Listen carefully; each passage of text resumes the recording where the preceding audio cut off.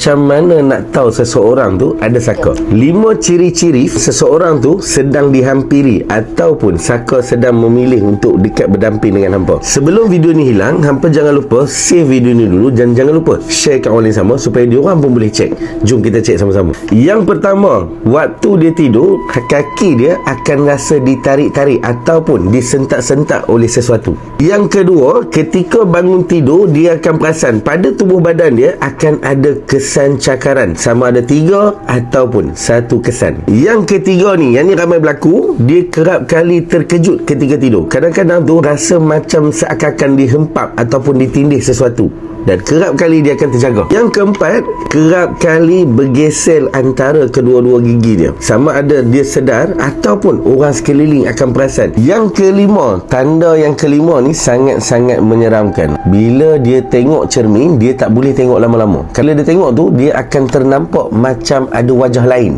seakan-akan wajah yang sedang marah pada dia, wajah yang bengis ataupun wajah seakan-akan tua. Dia rasa tak boleh tengok cermin lama-lama, dia rasa takut.